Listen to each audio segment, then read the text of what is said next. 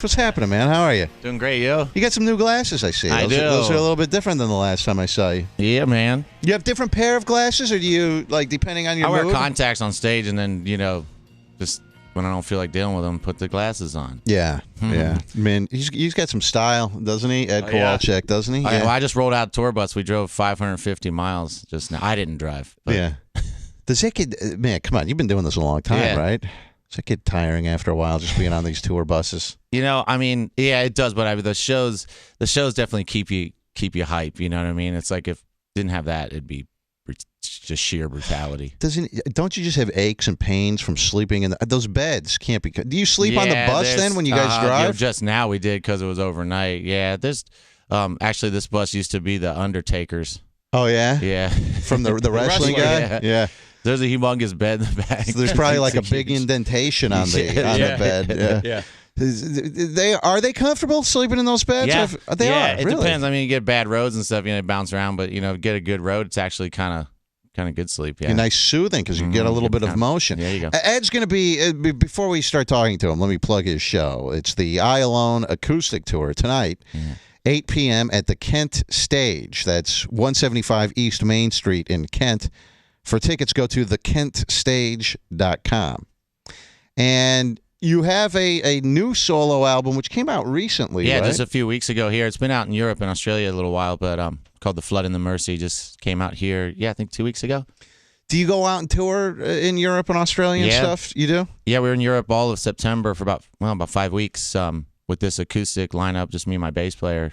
He's a great singer playing acoustic bass, and, of course, me, and it was awesome. And we're going to Australia next year. Next year's the 20th anniversary of Throwing Copper, so we're going to do the record from top to bottom in February. Why don't you just get back together with the guys? What? What? I was just telling the story. When you played Roverfest, it was last year. So it must have been about July 2012. Yeah. And whatever the date was said, July 15th or whatever, I swear to God, July 1st, I see in the news, Ed Kowalczyk sued by the members of Live. Yeah. I go, this is just my luck. This is now it's going to cancel the show or something. But you haven't had to cancel anything. No way, don't cancel nothing. No. Just keep on going. I mean, we're going down there. I mean, the 20th anniversary is coming up with that record, and I've never played it from top to bottom, and I got just great friends, great musicians, that I've been working with the last 4 years since I, stepped out solo, and of course been doing the acoustic thing too.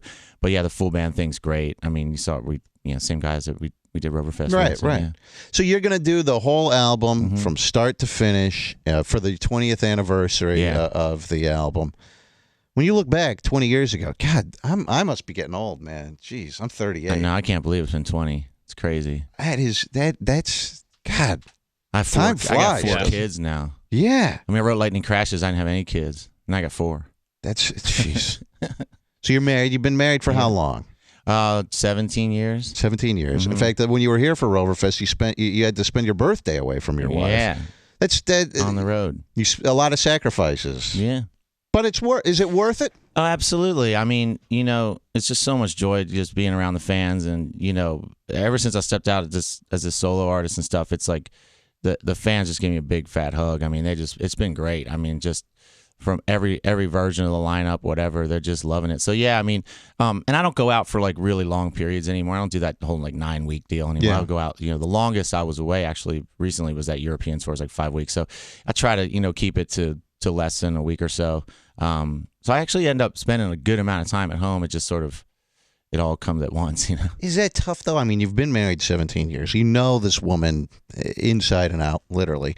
Is it tough though to be apart for 5-6 weeks or so, or does it sort of keep the marriage fresh? Yeah, it's kind of like a lot. I mean, a lot of FaceTime. I think with the kids, it's like, that gets when they're little. Like I have a little one, like little Paul. He's only 3 months old. So 3 months. Yeah. Wow. Finally, I had 3 girls, and now finally just capped it off with a boy here. So. How old are your kids? 11, 9, 2.5, and 3 months.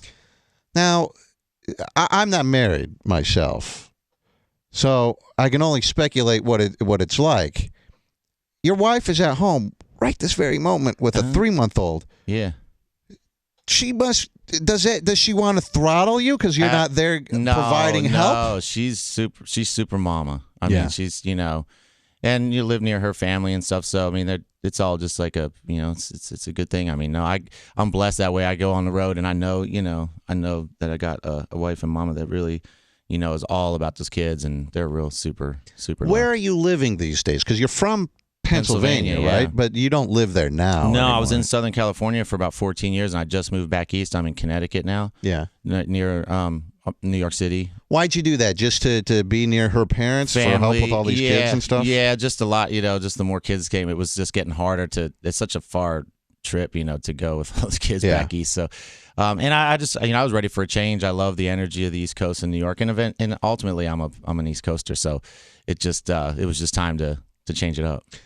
How did you end up in Pennsylvania as a kid? Were you born there? I was born there. You were born there. Yeah. And your parents? What did your parents do? Yeah, my dad was a high school teacher. My mom, administrator at a bank, and just blue collar. Grew up in York, Pennsylvania. Of course, the original band started, when we were little kids. Like 13 in high school. That's how you met. You met the members of the band in high school. In junior high, yeah. And you start playing music together. Mm-hmm. Were you? Everyone just hit it off personally, just all, or was it more musically? I mean, did you hang out outside of the? Yeah, but it was definitely a musical thing, because we were all just, they had this little trio. I joined it around we were in 8th grade or something, and it was more just for fun. And I mean, but before that, I was just always really into singing. I loved to sing ever since I was really little. So, it was just an outlet for that, and just grew from there. I started writing songs in high school and got a deal when we were like 20 or something.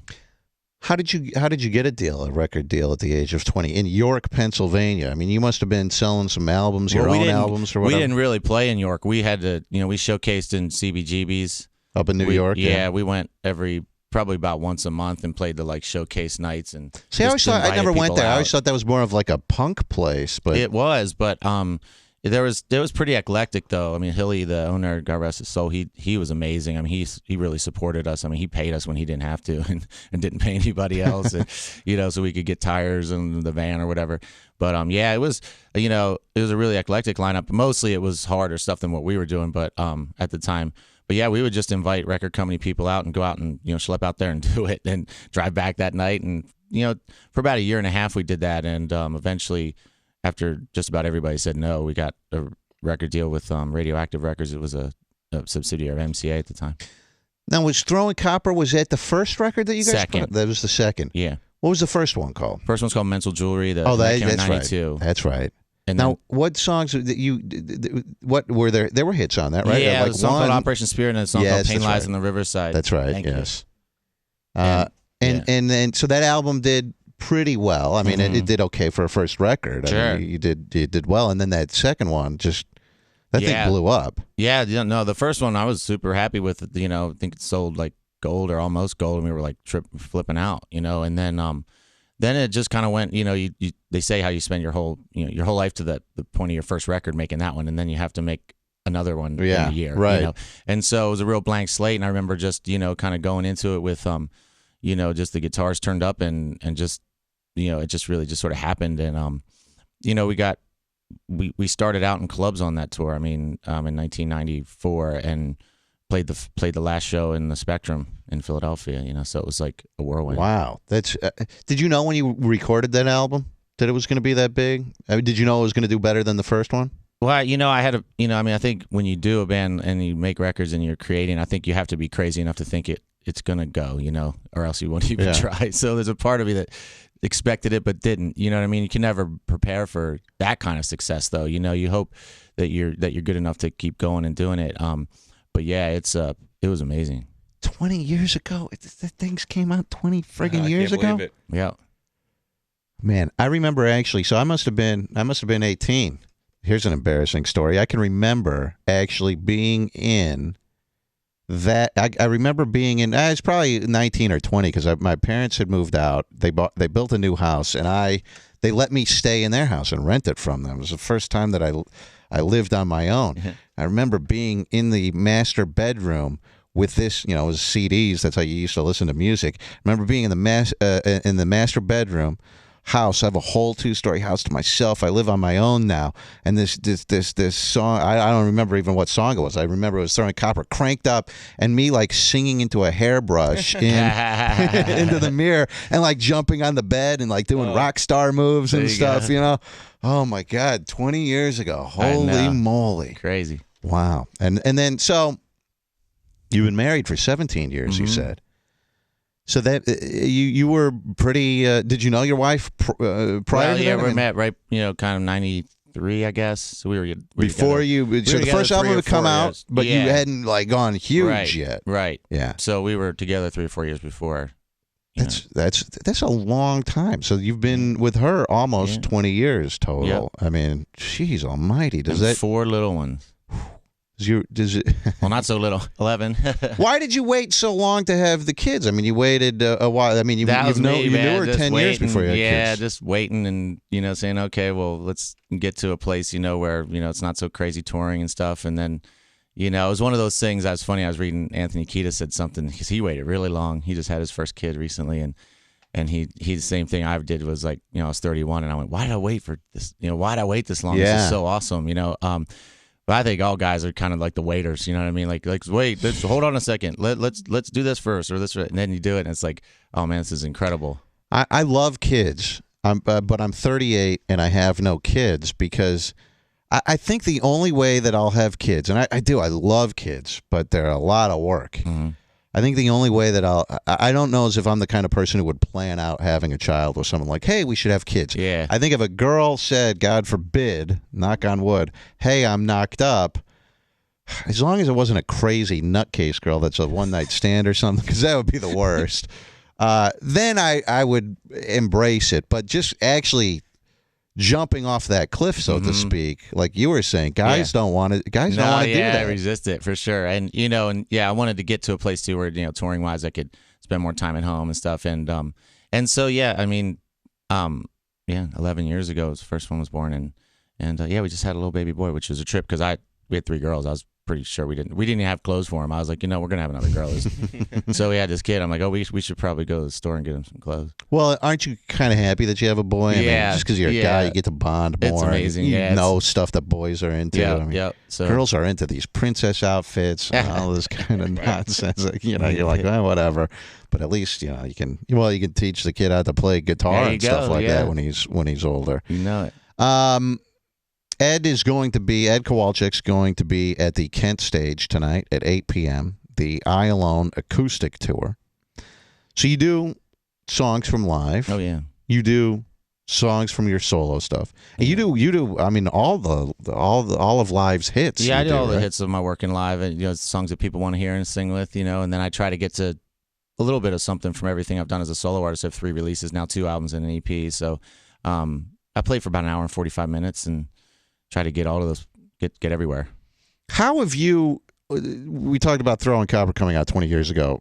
So you were in live for I don't know, long time. How have you? When you look back at that time, when you put that record out, forget musically. What about you personally? Tell me how you have changed over 20 years. When you look back at yourself back in those days, I've definitely got more relaxed. I saw the I Alone video the other night. I was like, man, I just want to tell that guy to chill out, relax a bit, bro. No, but I think there was an era, the 90s itself was an era of just, this extreme individuality. Like really everybody was doing such their own thing, just pushing it. And there was an energy there, just a visceralness to the whole era that I felt that it's just amazing to look back on it now. It's not, I'm still as energized and as passionate as I am about music, but it's definitely a little bit more nuanced now. Like there's like my new record, The Flood and the Mercy, I feel like I have Peter Buck of REM played on 9 songs, and a lady named Rachel Yamagata sang on it. There's all these great textures and all this stuff. There's still a couple songs that rock have that intensity of, say, like Throwing Copper or Distance to Here or something like that, but moreover, it's more like it's more nuanced. There's just levels of texture and depth there that I couldn't have done that in my 20s. It just took 20 years of experience in the studio, getting confident, to make a record like this one. I'm really proud of it. How do things work, like financially? Do you still make a pretty good, like going on tour on your own? Do you still make pretty good dough these days? Yeah. Going out on tour? And what about records? Can you still, in the record industry, are you still, like when you put out the solo record that you said, do you make any money off of it, or is that more like, hey, I'm putting this out and then I'm going to go on tour and support this, and that's how I make my money? You do, but I mean, it's definitely different now. I mean, you're not selling as many of the actual hard copies anymore. The streaming services, there's all these things going on where people are hearing it, consuming it and for free essentially. So yeah, I mean, I think records in the sense have become more or less promotion. They always were, but they were promotion and commerce. Now they're, unless you're selling millions, it's really like, it's more about getting the new music to your fans, because you never know how they're going to get it. Some, the hardcore fans will buy it at the show, buy the record, but typically, people are getting it on YouTube or getting it, streaming it or whatever. So that's different.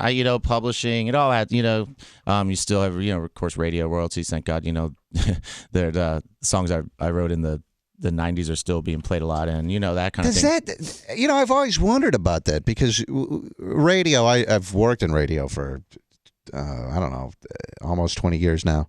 And every time we play a song on the radio, people don't realize this, but we pay, I mean, it's small. It's like probably like a penny, if that, but when you aggregate all of those worldwide, and you're getting, if your song is played thousands of times a day, and if it's only a few cents per play, or whatever the math adds up to be, I guess.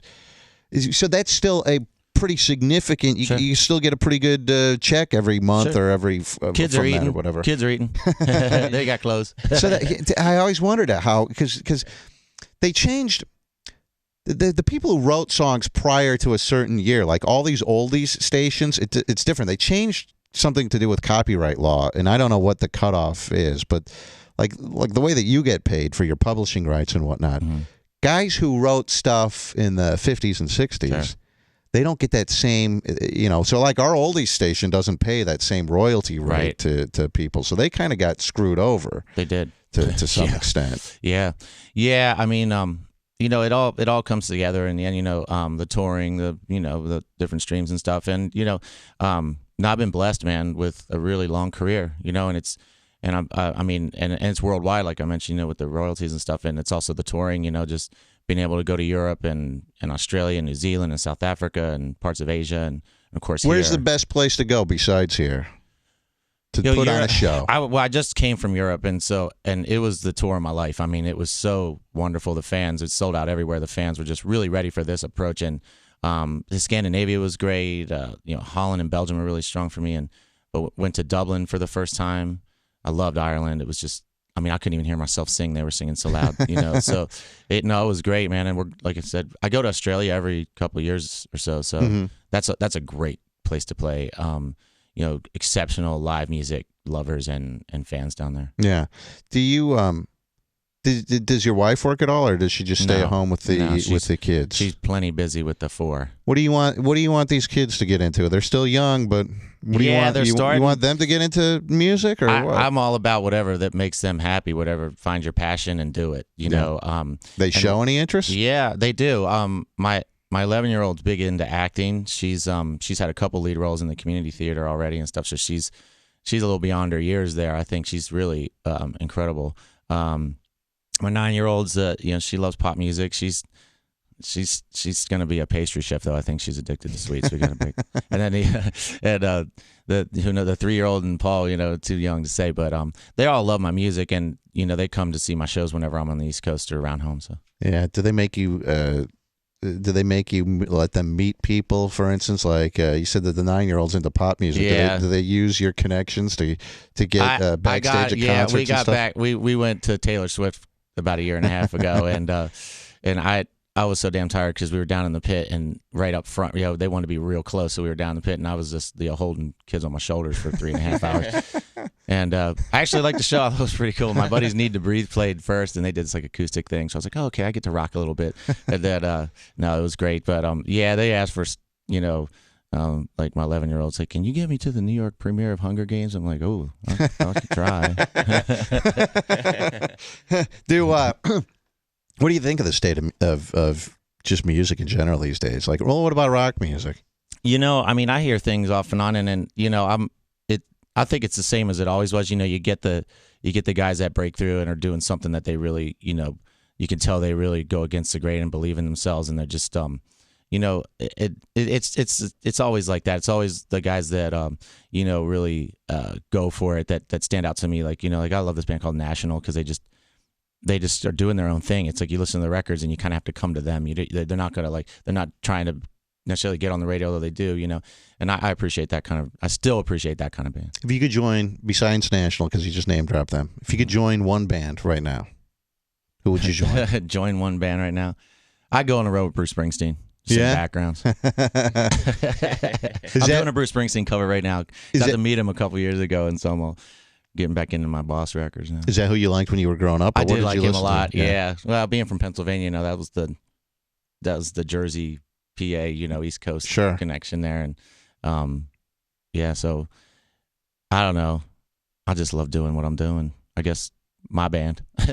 I think you're going to play a song I can or do two it. in a few minutes. I'll take a break and we'll let you get tuned up, set up. Yeah. So give me the rundown. Are you what's the deal with you and these guys in life? I mean, are you ever going to be able to put your differences aside? What does it stem from? Well, first of all, there were a couple, you know, lawsuits that happened. You know, are those over? Resolved? They're resolved. They were settled, but you know, they were just. I really felt it was you know, I know it was just a reaction to me going out on my own, and you know, both of them were pretty, you know, put it mildly, BS, you know.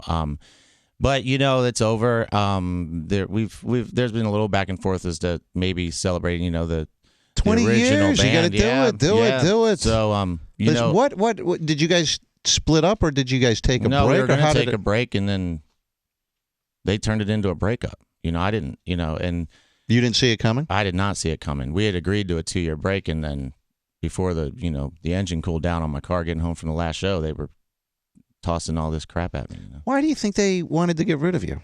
I don't know. No, I didn't. No, I mean, we agreed to take a break. Yeah. Yeah, and then you know, it just turned into a lot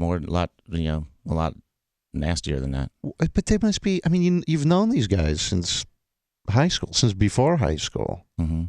You must have seen something coming. I mean, was there arguing or was there disputes? I think after 20 years of doing it the same way, we were all ready for a break and we all agreed to it. You know, I mean, I think that was the feeling of like, okay, let's put this aside for a minute. I feel like that's something I've been doing this show for almost 11 years here. You're a creative person. Everybody who creates anything you don't want to get out a routine, after a while. You know, because the routine get bored, and that's the worst thing. So, you know, I mean, there's been some back and forth over the last, since we settled. So I don't know. I mean, I'm not going to say, I'll never do that. You know, it's more just I'm having a great time doing what I'm doing, and my doors are open to us getting together as the original band again, for sure. So, like, if I sat you and them down in a room and I mediated the whole thing, do you think we could iron it out before or after the fist fight? No, do you think we could iron it out in a couple of hours? I don't know. What would the main grievance be? Because people are curious. I don't want to beat a dead horse. I don't think there's grievance. I think that's water under the bridge. You know, I think we could. You know, there's been a little discussion here and there. I think it might just be just timing. Again, I mean, I've got this third release out now. And I got, the bands, the musicians I'm playing with and stuff are really good friends, and I'm having a blast doing the acoustic stuff. So it's more just like, my life's so full. I got fourth kid now, and it's just like amazing. If you put any more in there, I'd probably burst. Did you do anything that you look back and you go, well, maybe I didn't with the band, maybe I didn't do that the right way, or maybe I reacted to something. I don't know. I don't have any regrets like that. I mean, we're incredibly blessed to have the experiences that we did, and an incredible loyal fan base, that has embraced my solo career and embraced the band, for all those years. I don't have any regrets. I feel like it's all good if we could just, I think I think it's a timing thing. I think we'll, I don't think there's, listen, like I said, there's water in the first bridge. of all, let me give you some advice. I don't care if you guys hate each other. I mean, you could literally hate this guy and want to spit in their faces or whatever. But like you said, this 20-year anniversary of Throwing Copper is coming up next year. Do you know how much money you guys are leaving on the table if you don't get back together? I mean, couple shillings, yeah. Yeah, just think about that for a minute. There's a couple shillings out there. Money heals all wounds, right? They say time heals all wounds, but money's got to do even better than time, I would think, right? I mean, that's just, to me, as an outsider, and I don't know whatever the history, I'm sure it's much more complicated than you want to get into, but it just, you go, man, just put aside the differences for 6 months, go out, tour, and don't even hang out, don't even talk to each other besides on stage or whatever, and make some money. I agree. I mean, I would do it just because, again, yeah, of course, it's there's an opportunity there that is practical and all that, but I like just the original band. I think would be great. What would you tell the band that you play with now? Like, you go, oh, sorry, you guys are out. I mean, because you're probably telling them now, like, hey, we're going to go out next year. These guys, I mean, they'll go with the flow. They're real good buds of mine, and I'm really, again, just feel so happy right now just because I have this incredible guys and a new producer named Jamie Candeloro who just has become such a great creative partner of mine and stuff. So no, I'm surrounded by real good dudes. I think, if that could. Like I said, my doors are open to it. I'm not going to say never. There you go. You heard it first here on Rover's Morning Glory, live reuniting next year, right? It's confirmed. Yeah.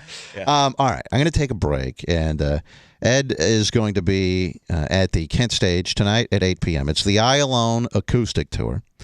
The Kent Stage is at 175 East Main Street in Kent. For tickets, go to thekentstage.com. His latest solo record came out, you said 2 weeks ago? Yeah, a couple weeks ago. What's it called? The Flood and the Mercy. The Flood and the Mercy. What is that? How'd you come up with this title? Well, there's a great cover. It's a picture of me. They literally chucking buckets of water at my face and then having a real fast shutter speed capture it. And everybody thinks it's Photoshopped. It's actually not. It's just, I looked like, pretty calm. Yeah.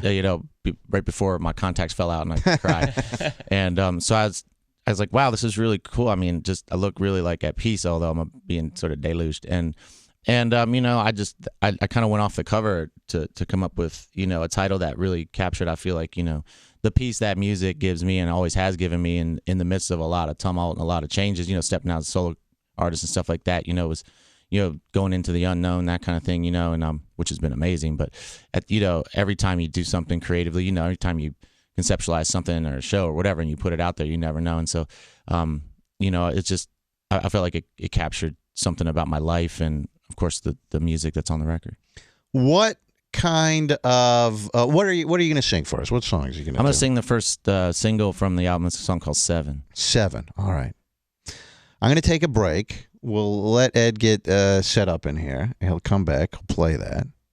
Maybe if he twists his arm, he'll play something old too, Dieter. I don't know. You might have to. You might have to. Yeah, yeah, man. All right, let me take a quick break. We'll get you all settled in, and we'll come back. Ed Kowalczyk live on the air right after this on Rover's Morning Glory. Hang on. Rover's Morning Glory.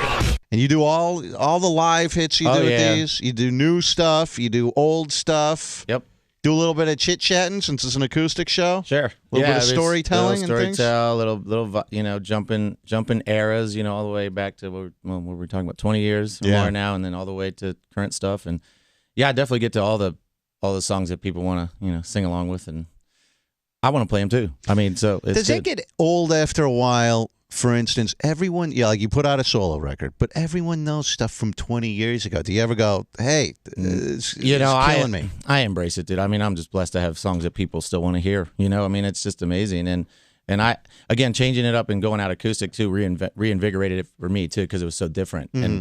And so I'm re-excited about, playing those songs too. So. All right, what are you going to play for us now? I'll play it first. I'll have the single from my new album, The Flood and the Mercy. This is called Seven. All right.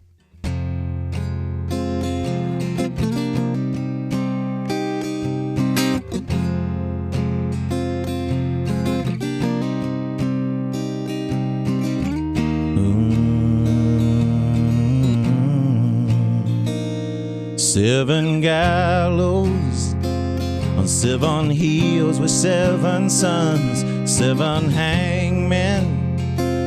Sing the dirge and beat the drum. Take my heart away from this place of no return and set it far from here in the name of all that's good.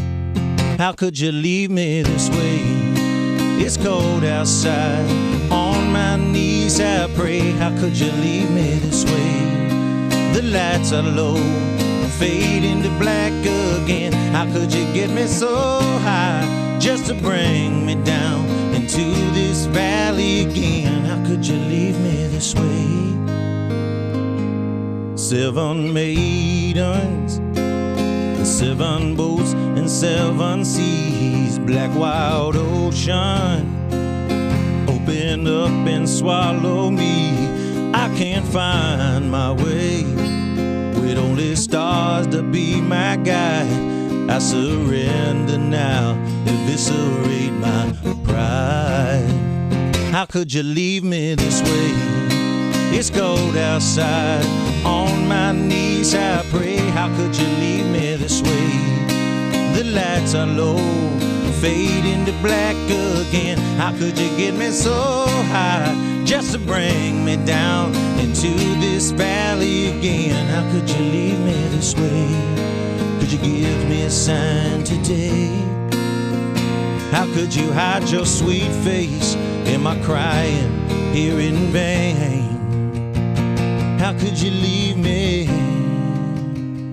in dark nights, unknowing clouds? They wrap around the sweet soul you gave me. You can save me. I'm gonna stand right here, Lord. I'm gonna scream like a little baby. Call me crazy.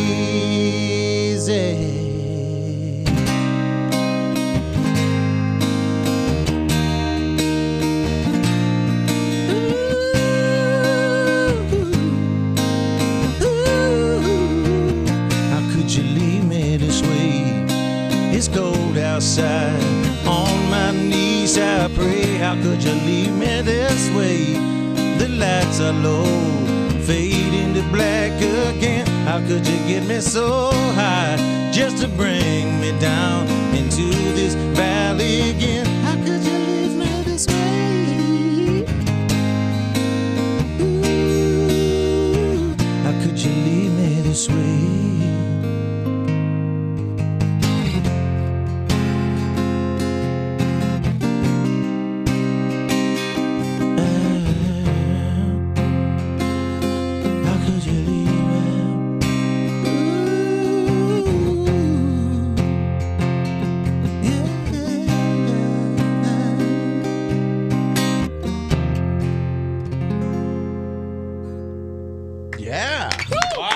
Thanks, man. Now you have to tell me what the hell that song's about. What is that? Oh, that's just reaching deep and going. You know, when you get in those moments in life where you say, "What's it all mean?" and does it mean anything? And where am I? And you know, you spend a lot of time thinking about that stuff. You know, I go deep, man. Yeah, I mean, I'm a contemplative. You know, so I like to meditate and sit there. And that was just like, you know, to me, one of my favorite, you know, sections of the Bible are the Psalms, because Psalms mean song. You know, so it's kind of like, and a lot of them are just like, you know, those sort of like cries out, you know, and so that's kind of that's the Pennsylvania version. Does your wife ever hear a song that you've written and go, "What the hell are you thinking, honey?" Oh yeah. Do we have problems I don't know about, honey? I know. I have major. I have a whole group and up and coming too. I'm sure that the 3-year-old and the baby will be just right there too. I have a whole critique section. Yeah. So you know, everything that comes over from the studio gets the It's the once over by the whole family. Okay, Dad. Yeah, that's good. I like that. That one. Ed Kowalczyk's going to be at the Kent Stage I Alone acoustic tour tonight, 8 o'clock. Now, do you want to play anything else? Sure. First? What do you want to? What do you? Let's what go. else? Let's go back to the days of larger cell phones. All right.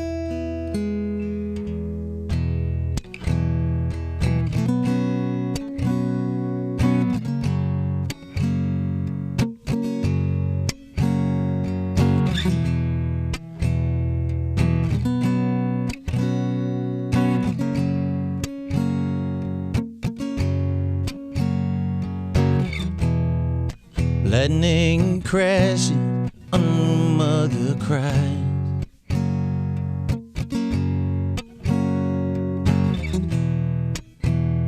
The placenta falls to the floor.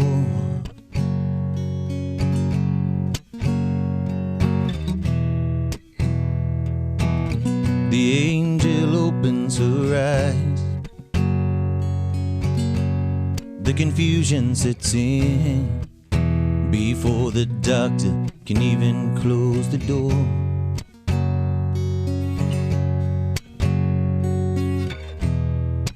Lightning crashes and old mother dies. Yeah, she dies. All her intentions fall to the floor now.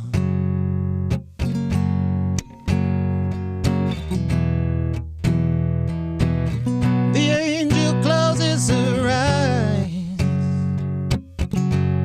The confusion that was hers belongs now to some baby down the hall.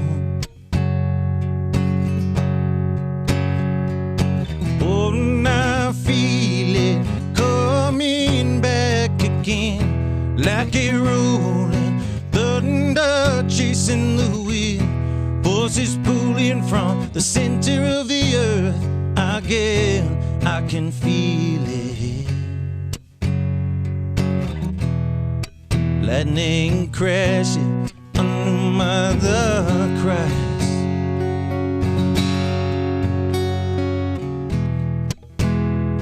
This moment she'd have been waiting for now.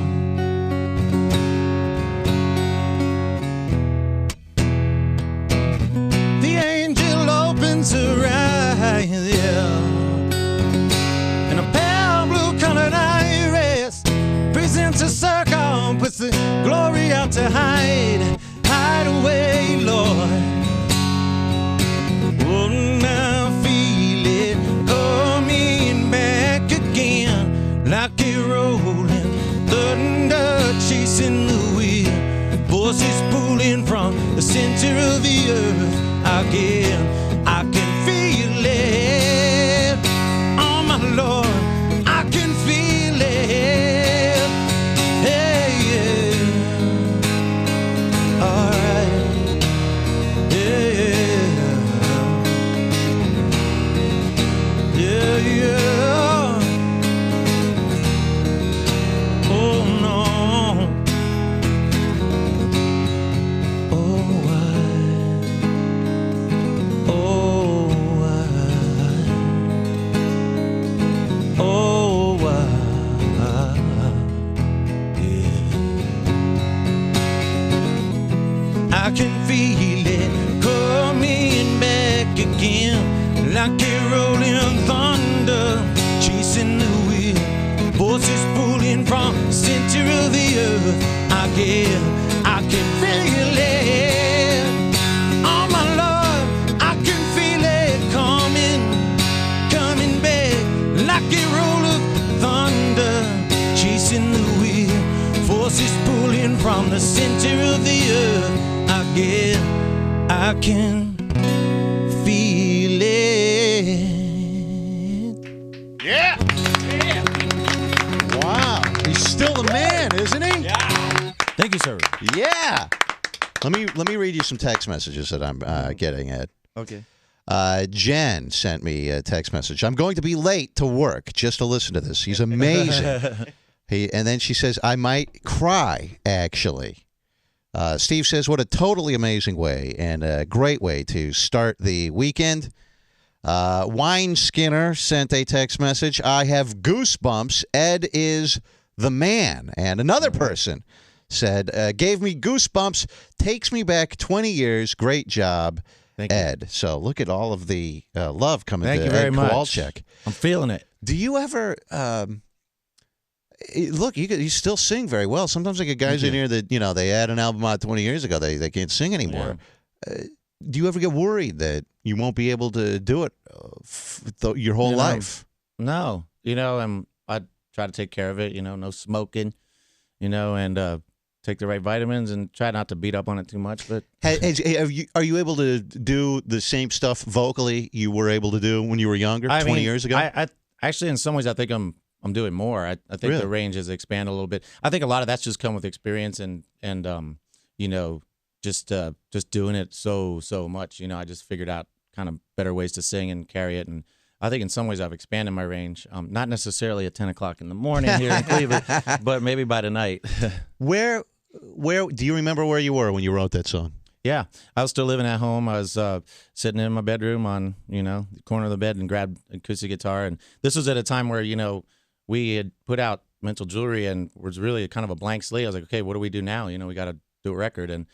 And I had just started. I mean, I was kind of a late bloomer with like old stuff like Dylan and stuff, and I just started listening to that. And I was like, you know, I kind of want to speak a song. I want to start it as a story, and I just started playing that. The idea of a birth and a death kind of happening at the same time, like maybe in a hospital or something. I felt like that circle of life was kind of wild, and so it just sort of happened. I mean, and which I guess the best ones do. You know, they just sort of come to you. So the video for that song, which I remember, a lot of people I'm sure remember that. The video is pretty much a literal interpretation of the song. Mostly, yeah. You know, Jake Scott did an incredible job on that one because I think it still leaves it open enough to interpretation. The song itself doesn't really resolve into anything.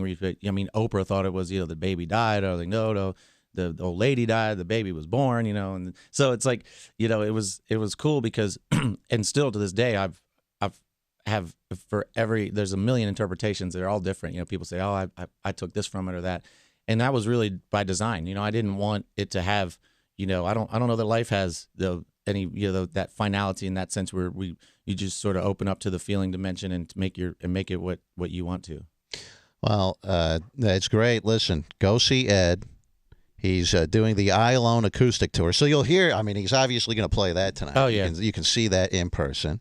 You can see all of Live's hits. You can see all of his solo stuff that he's been doing for the past. You have, what, 3 solo records out now? Well, two full-length albums and an EP.